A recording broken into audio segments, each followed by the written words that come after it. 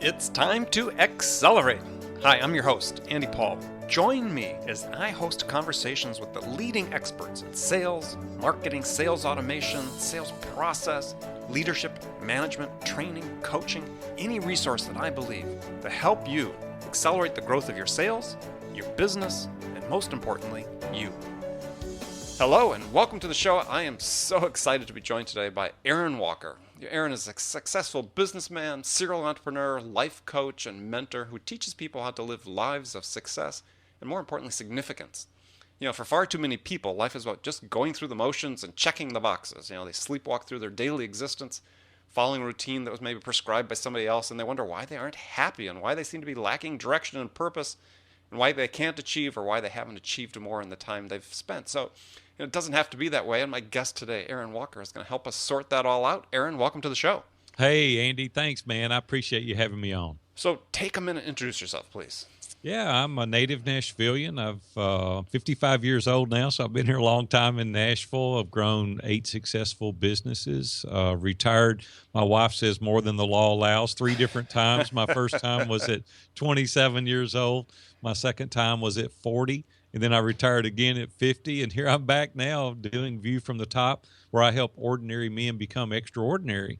And so I've had a very interesting and diverse background, starting at 13 years old, starting my first business at 18.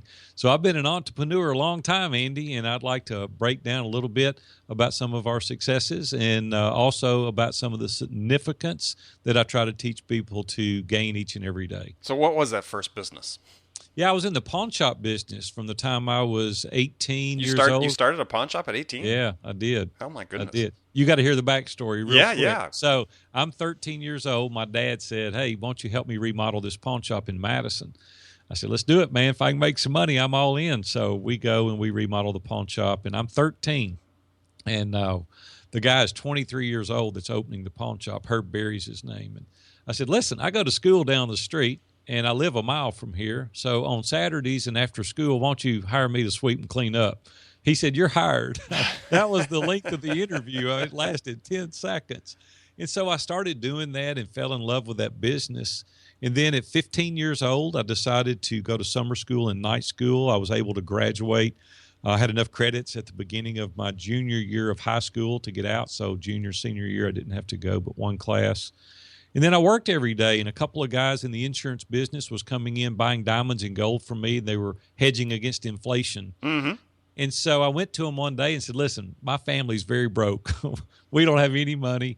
We live in an 800-square-foot house. There's 4 kids, and my dad's a general contractor. He's probably never made over $15,000 a year in his life. But he's a great man. He's a great dad. He just is a terrible businessman. We just didn't have any money.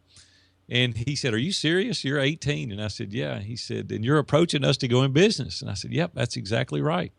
So we started talking, and next thing I know, we're formed a partnership, and I've got $150,000 we'd gone to the bank and borrowed. They wanted my name on the line, and so I didn't have anything to lose, so yeah, I'll sign.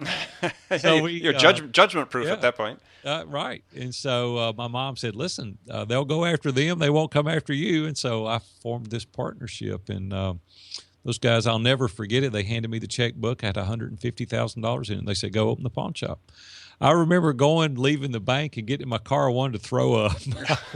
I was so nervous, Andy. I was like, oh, what do I do now? And so I did. I went out and negotiated a lease in the Crescent Plaza Shopping Center in Inglewood and opened a business. And, Andy, it did great. It was amazing, man. But we worked hard. And Robin and I got married 2 weeks out of high school. And so we were doing this together. And we decided to kind of delay gratification. We said, you know what, we could spend all this money now, but we're going to put it back into the business. And we did. We lived very intentional, very thought out. And that was pretty amazing considering we were 19 and 20 years old. But we did. We poured all the money back into the business, and we opened 3 additional stores in Nashville.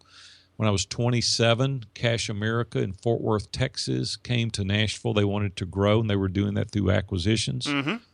They made an offer to me, and I told them I wasn't for sale, and we continued to go through the exercise. And finally, they said, if you were going to sell it, what would you take? And I said, well, I'll get rid of them. And I gave them a number, and they said, we'll take it. And I said, well, praise the Lord.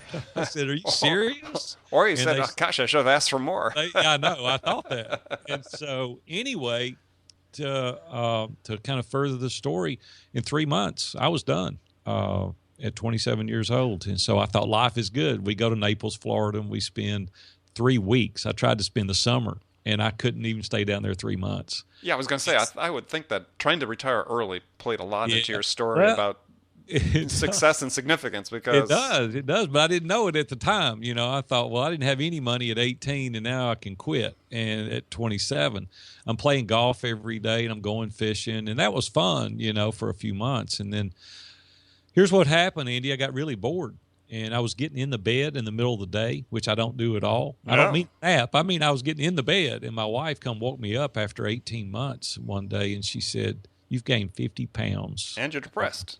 I'm depressed. I'm bored. She said, you got to do something. So I went back to the pawn shop I started with, and I said, Herb, let me work here a day a week. He goes, you already broke.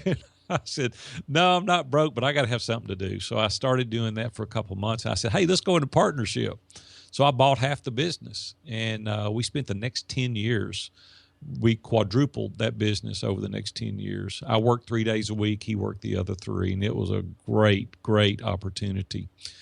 But then my life changed forever. August 1st, 2001, I'm driving to the office. I'm 40 years old, and things are good. It's hot in Nashville, you know, in August, and I'm driving, and a pedestrian was crossing the street, didn't look my way, ran out in front of me, and I hit and killed him right there. He was catching the bus. And it really rocked my world, needless to say. Yeah, how could it not? And so I went and called Robin, and she was in Florida with our kids on a mission trip with our church, and she came on home. And so anyway, the next couple of days were kind of a blur, and so we sat down when I got my legs back under me, and I said, you know what? I'm tired of chasing money. I've been working hard since I was 13. I'm 40. I'm done. I'm quitting completely.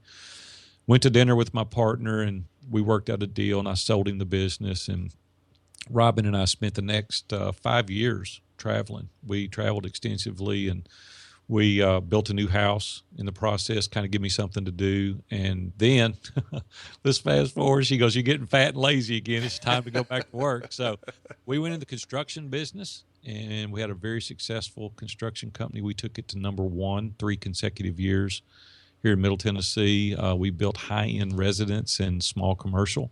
And then at 50, I retired for my 3rd time, and a buddy of mine, Dan Miller, he has 48 Days to the Work You Love's in my mastermind group, and he said, Aaron, you can't just sit on the front porch and rock yourself into an oblivion. And I said, nah, I know. And he said, come and do Innovate and start coaching. And I said, I'm not coaching anybody. And he said, no, you need to coach.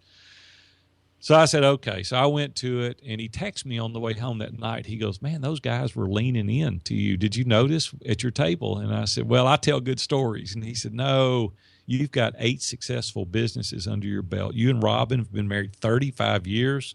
He said, you need to coach. So Dave Ramsey and I are best friends and have been since 1995. And I was in Dave's mastermind group. And he said, Aaron, come and do Entree Leadership Mastery Series. It'll be my gift to you. And I thought, well, that's pretty cool. That's a $10,000 gift. He said, come and do it, see if you like it. So I went, and Andy, it was unbelievable how much I enjoyed that. And I thought I was going to quit. Here I am going to coach. And so I started coaching a couple of guys. Now, you know, here I am 55 now. We've got national and international clients. We have 3 mastermind groups of guys all over the world. I started the community. It's kind of our tribe.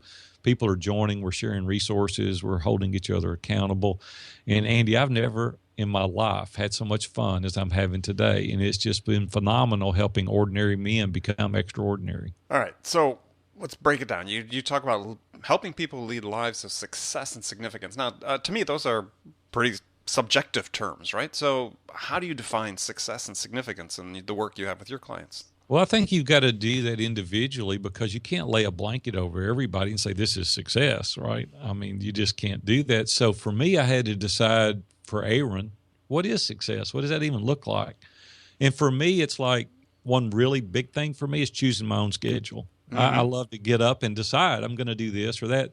Now, let's be real honest here. I love financial freedom. I'd be lying. I hate to hear people with money say, "Oh, money doesn't matter." I want to go, liar. It does matter. It does matter. That's why they can say that, right? Yeah, let's take it away from you and see how important it is. Or you do this service for me for free, then it's like, no. I said, well, yeah, you're recanting now. Let's just say it. There's nothing wrong with making money. I mean, I love to make money. So I like to have the financial freedom that goes along with it. But what's really, really important to me, along with those things, is having an engaging family and meaningful relationships.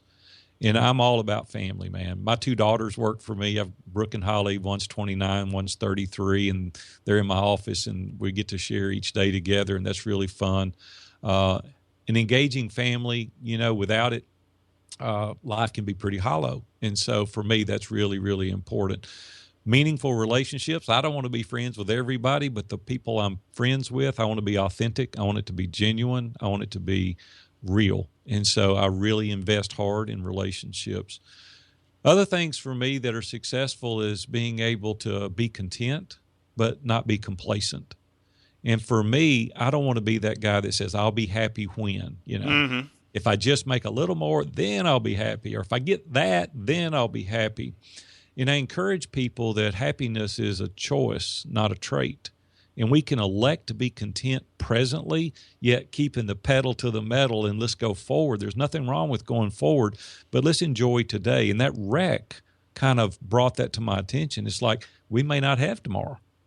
We may not have 5 years from now. What are we going to do then? And so I think there's a certain amount that we need to enjoy today and choose today to be happy, and not when I get that, when I get over there, one more promotion, one more business, one more, you fill in the blank. And so for me, that's success. But the big thing for me now, okay, so you get a little bit of money, you can be successful, and you don't have to worry about paying, the electric bill. Right. So that's a great feeling. But then I started thinking, my legacy when I had that wreck would have been, he was successful. He had a beach house in Destin, and we had a mountain home, at one point in Gatlinburg, and we had, a nice house. I mean, that was good. And I don't want to take away from that. I love those things. But I said, I've not done anything for others. My significance is absolutely zero. And I started looking at that saying, well, what is significance to me? I mean, what can I do? And I said, I can reach out and meet the needs of others. And this is so fun because we do it so intentional now. We'll do little random acts of kindness. I mean, all the time, like we're looking for things to do for people. I went in Starbucks the other day. It was 7 o'clock in the morning. I was meeting a guy there. There was this lady, 2 persons ahead of me. This lady was asking 4 million questions, Andy. It was like, can you do with this? And I'm thinking, oh, my Lord, lady, this is Starbucks. Their menus never change. Just order something. My attitude was terrible. And all of a sudden, I thought, I got to get a hold of this. I got, Carol Dweck in her book Mindset talks about you can control your mind. So I got to get a grip on it. Mm-hmm. So the guy ahead of me orders his coffee, and I tapped him on the shoulder. I said, hey, get anything you want. And he goes, what? I said, I've got you. He goes, why? And I said, I just want to bless you. And he goes, no, really, why? He's suspicious, right? So the lady ahead of him leaves. And I said, you want to know the truth? And he said, yeah. I said, that lady ahead of you, I wanted to shoot her. That lady is getting on my nerves. And he started laughing. I said, I got to do something quick, to change my attitude, to get my mindset where it needs to be. And that's positive. So I'm going to buy your coffee. So it started a really cool conversation. He said, that's pretty interesting. He said, do you do that often? And I said, quite honestly, I look for opportunities to do this. I mean, I'm always picking up people's meals and stuff. And he goes, that's cool. He said, I'm going to start doing that. I love that approach. So 2 weeks later, I'm in the same Starbucks. I do it to the guy behind me. And here's the fun part, Andy. He goes, why? And I said, because I want to. I just want to do something nice for you. He said, that is so awesome. Thank you. And so I got his coffee, and I'm leaving.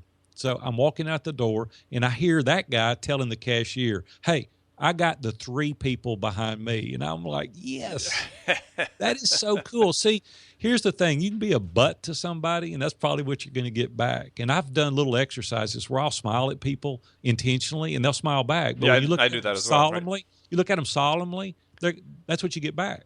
Yeah, I And do so that. I do that when I go running. I So know, I say hi to everybody I when I know. go by, They and smile and they laugh and they say hi back or they'll wave, but you give them that solemn look and look at them, like, I'm going to, and they'll give you that look back. Well, it's the same way in greetings, random acts of kindness. We take our grandchildren to Waffle House. They love to eat at Waffle House. mm-hmm, I got 5 grandkids, and anonymously we'll pick out tables and say, give us this check and this check, and they love it because they're learning to be generous. They're reaching out in the meeting the needs of other people, and they don't even realize that they're gaining this heart of generosity.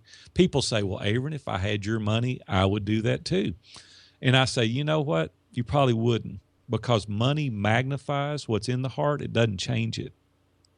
And if you're not doing these things today in some small scale, $5 for a cup of coffee or a note, or a phone call just to check on people, or just little small random acts of kindness, why do you think you would give $50,000 to some college? Or why do you think you wouldn't? See, it's a matter of the heart. We've got to train ourselves to be genuine, and then listening intently to people, stop waiting your turn to talk. I mean, like, really engage people. That's significant.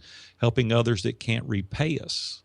That's the other thing that we do intentionally, and I have through 8 successful businesses, is that we look for opportunities to do things for people so that our motivation isn't skewed. See, I could say, Andy, I'm going to do this for Andy because he's going to connect me with Billy that's got this big podcast. And my motivations are not pure. But if I go, Andy, I'm going to introduce you to somebody that would be a great guest for you, it would be beneficial to you. I have no motivation. And so it's just a mindset, Andy, that we can do to reach out to help people, give them beyond the minimal requirements, not just enough to get by, and having the foresight to invest long-term in people's lives so that it could potentially impact generations to come. There's just a whole different mindset in being significant. very much so. Okay, great stuff. I hate to break. We're going to take a short break. We'll be right back with my guest, Aaron Walker. Attention, sales leaders. Would you like to give your sales team the tools to drive more quality connects, scale their outreach, and spend more time selling? Well, you can with LiveHive. Get your ROI. Try it now at livehive.com/ROI. That's LiveHive, LIVEHIVE.com/ROI. Hi, this is Andy. I have a special offer for loyal listeners of Accelerate. It's a no-obligation free trial of my zero-time selling interactive online training. Now, I've worked with thousands of sales reps to teach them how to use my zero-time selling to boost their productivity and transform the results. And so if you want to learn the same proven strategies to help you open more doors, have more effective sales conversations with prospects, and close more orders, then my zero-time selling interactive training system is a fit for you. It's incredibly simple to start. Just take out your smartphone and text the word TRUST, that's TRUST, to 96,000. Now, do you have your phone ready? Send a text to 96000. That's a 9 and a 6 followed by 3 zeros. Now enter the single word message TRUST and hit send, and you hear right back from me with instructions on how to sign up for your free trial on my zero-time selling interactive training. I look forward to seeing you there. So, welcome back to the show. My guest today, Aaron Walker. We're talking about leading a life of success and significance, and you can find out more about him at viewfromthetop.com. So, Aaron, I have a question. This is sort of a little bit of a digression question, but I'm curious to get your answer because you're a successful entrepreneur, and I ask this question of all my guests. So, it's a hypothetical scenario, but I think it sort of a little bit ties into what we're talking about today. Is you're brought in as a new manager in a company that's business has sort of fallen and stalled, if you will, and they desperately need to be turned around. So what would be the 2 things you'd do the first week if you were new on the job, taking over this company? What are the 2 things you'd do the first week that have the biggest impact? Well, the first thing I would do is absolutely nothing to try to grow the business. Zero. What I would try to do is to get to know the people.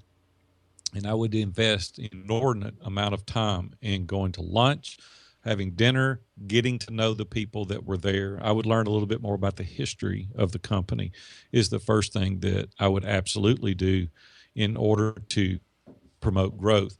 Then I would build a general consensus. because leaders that are leading from an ivory tower without the soldiers, if you will, on the ground are really going to be short-lived. And so I would have buy-in. And I do that with like a mastermind group, if you will. Mm-hmm. I would get the people together and we would share ideas and thoughts, and we would talk round table discussion about things, because the people that have been doing it the longest, for the most part, would know what would make them more successful. Historically, a lot of the downfalls of the companies are because people are being told to do something that they don't want to do to begin with. So I'm a big believer in getting to know the people. And the second thing is drawing a general consensus. Like it. Great answer. So when you think about helping people set their goals, about defining success and significance, and the work you do with them, what is that process? How do you help them decide what it is that constitutes success in their life, or what constitutes, significance in their life? Yeah. Well, as we said earlier, there's no way to make a blanket statement that right. this is success or significance. We each have to decide that for ourselves. So how do you help them do that? So I wrote what's called a personal assessment, to where we really dig into your ideals and your identity, your relationships, your faith, your career, your family. And we really ask pointed questions related to who you are. You've got to discover who you are first and foremost. The second thing that I've done is another document I've written, and it's called What Do I Want? And pointed questions on there as well. Andy, if I were to ask you today, if there were no geographic limitations or financial hardships or burdens whatsoever that were lifted from you, and you had no financial restraints, what would you do with your life tomorrow? And most people don't know the answer to that question. Oh, I know the answer. Yeah, you do, but I'm saying most people don't know what they would do because Right. they're just grinding it out, right? And then what goals do you have in 30 days that are written? Because if it's not written, it's just a dream, right? It's not a goal. I agree. And what are the things you're going to do in 5 years or 10 years, or when you're an empty nest? How much money do you want to make? A lot of people say, well, I asked someone yesterday that's pretty close to me, and I said, how much money do you want to make in the next 5 years? Well, I don't have any idea. I said, well, how do you know what are you going to do to get to what you want? I don't know. I've never thought about that. So Robin and I did this intentionally. We said, when we make this much money in certain things, we're going to do this, or we're going to buy this. It was very intentional, not accidental. That's the biggest problem. People are not intentional. The things that we want to bestow upon our children, areas that we want to travel. There's things that we do very intentional, and it's very strategic in nature, but we plan it and we write it down. The third thing is I wrote steps to a productive day. It's kind of a to-do list on steroids. I'm very methodical. I'm real regimented. I'm pretty boring, actually, Andy, if you want to know the truth, in regards to my regiment. But it's proven to be very, very successful. Consistency is one of the best tools you could possibly have. And so I wrote this steps to a productive day, where it starts you out methodically and regimented in the mornings, and you go through your process, things that are important that need to be accomplished, any social media you need to do, things that you promised your spouse you would do, work. It's very, very deliberate. And really, successful days equate to a successful life. And so these 3 documents I've put on a landing page, viewfromthetop.com/accelerate. If you'll go there, I'm going to give them to each person that's listening. I've taken the prices off, and I want to give you the personal assessment. What do I want? Steps to a productive day. That sounds like a great offer. So I love this whole concept about being deliberate, because in my most recent book, I titled Amp Up Your Sales, really is one of the themes. And one of the things I see as a problem in business and sales in particular is that people in life have become sort of overly scripted. And as a result, they're just sort of going through the motions. And customers wonder, and salespeople in the sales industry wonders why only 50% of salespeople make quota. And why customers, the research showing, customers are increasingly frustrated by salespeople. They're not adding any value to the process that they're going through themselves. It's because, again, they're not being present for their customer. They're not being deliberate in the choices they make about how to deal and build a relationship with that customer. Well, you have to do that intentionally. It's what we've been talking about the whole time. It's very intentional. We have like a Google document, and we specify the people that we want to interact with. We have a date next to them, our last interaction, the person's name, their phone number, their email, their birth date, their anniversary. I mean, we know as much about these people as they know about themselves. And we go through a process where we're very deliberate about reaching out, giving swag gifts, little token gifts, little acknowledgments and handwritten cards, and we'll sit in front of the computer and do video endorsements, or we'll go to LinkedIn and we'll do endorsements on LinkedIn without people asking us for this, because I get tons of requests for it. But if you want to make a real impact, you do these things I'm talking about before anyone asks you for it. It makes an indelible impression on your clients, and you can grow your business beyond any wildest imagination that you could have. But it's all very intentional. Well, interesting question for you then is on your website and here today, you've talked about that you're really focused on providing these services to men. So nothing against women. Women are fine, but it's just the niche market I've elected to focus in on are men, because I've been involved in accountability groups, men's leadership programs, mastermind groups. I deal with men. And I'm pretty to the point. And my wife said that I make women cry. She said, and so I've elected to deal with men. Everything is applicable that I teach. It's gender neutral, so everyone can do this. But just the one-on-one, the interaction, the mastermind groups that I facilitate, the community that I have, my tribe, they're all men. Everything that we do is related to around men, because I've built a niche market. Greg McCowan wrote a great book called Essentialism. And he talks about getting the non-essentials out of our life and focusing on the vital few things that are important. So the shiny object syndrome is kind of gone for me, because I sit and decide beforehand the things I'm going to do. I just left Chicago last week. I spent 3 days up there planning for 2016. I know the blogs I'm going to write, the webinars I'm going to teach, the masterminds I'm going to start, the book titles I'm going to read, the guests I'm going to interview. It's all scripted. And now all I have to do is execute. So everything we do is very, very deliberate. And so I chose to deal with men because iron sharpens iron is the name of our mastermind groups. Just as iron sharpens iron, so one man sharpens another. And that's what we've elected to do. Nothing against women. I'm not a male chauvinist or anything. I've just elected to work with men. Interesting. So I think for people that are listening, that maybe they're not familiar with this concept of mastermind groups, right? So explain what you do in a mastermind group. Yeah, in 1995, I met this guy that was starting a radio show, wanted me to advertise on his show, and I never heard of him. And I said, no, thank you, I'm not interested. And he said, well, what if I give you advertising for a week? Would you at least try it? I said, well, that's pretty confident, if he's going to give me advertising. And so I did. 3 days into the week, I called him and I said, listen, these people have drank the Kool-Aid. I don't know what you're doing, but I'm interested.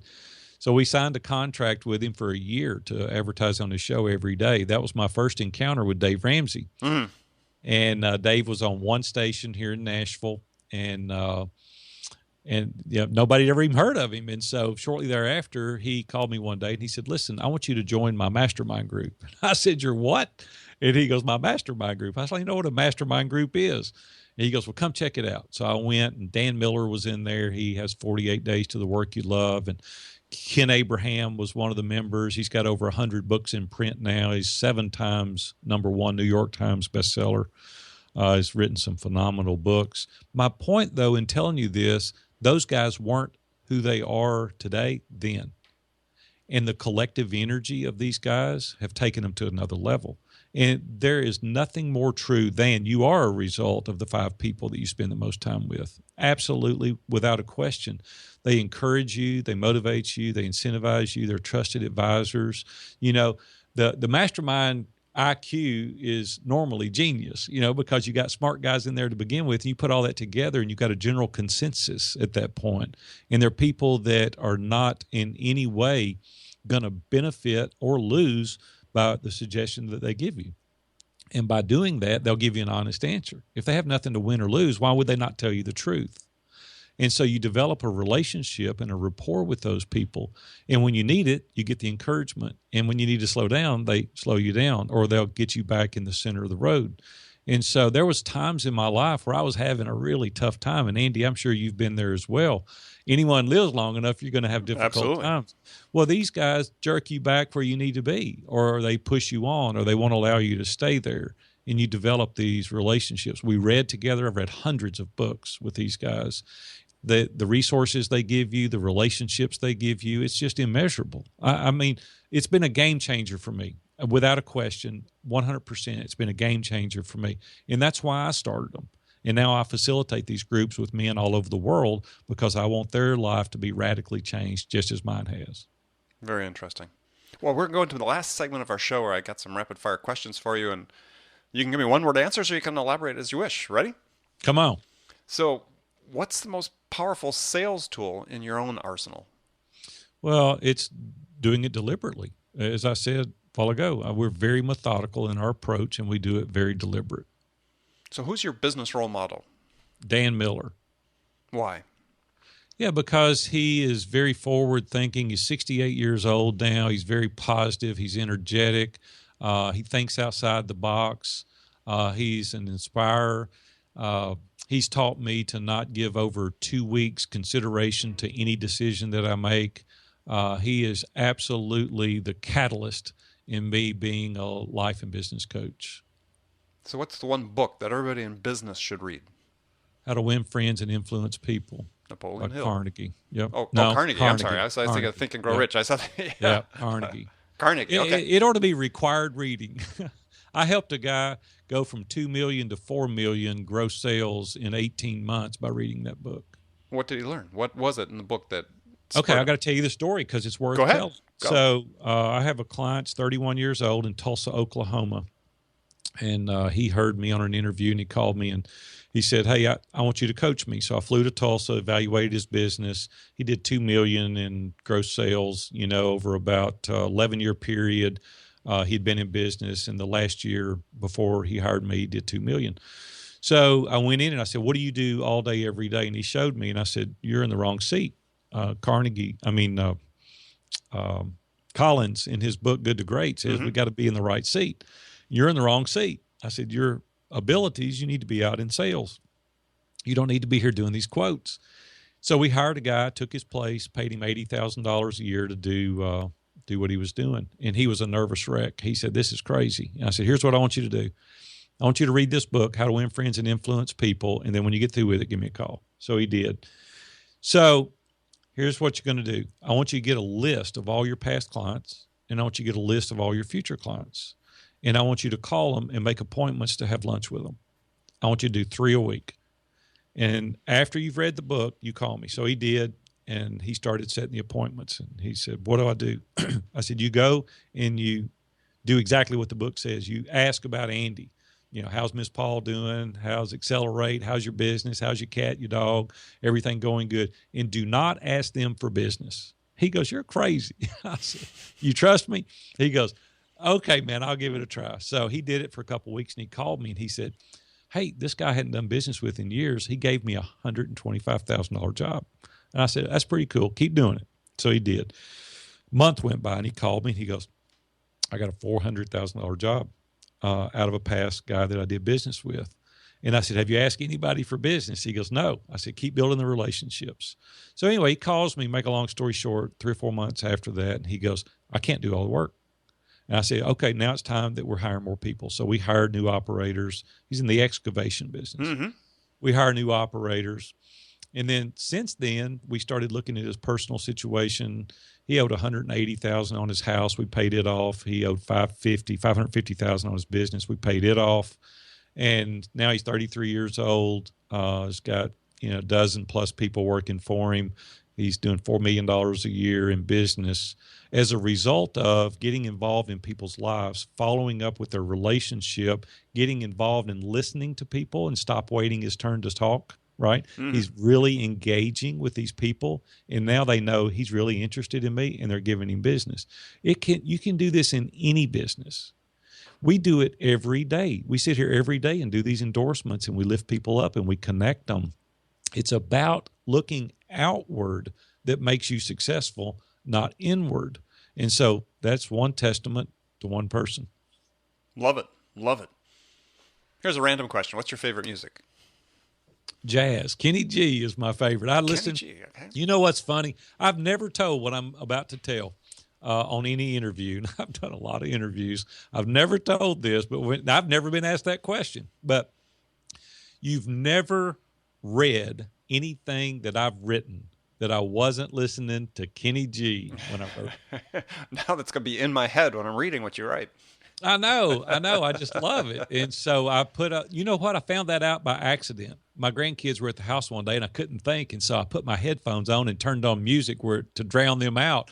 And it put me in another spot. And I'm like, oh, this is awesome. I sat there and wrote. I can write forever just listening. I saw Kenny G, a friend of mine heard this, and he bought me second row center stage tickets to see Kenny G here in Nashville at the Skimmerhorn, and it was awesome. Anybody want to send me a gift, send me some Kenny G. Kenny G tickets.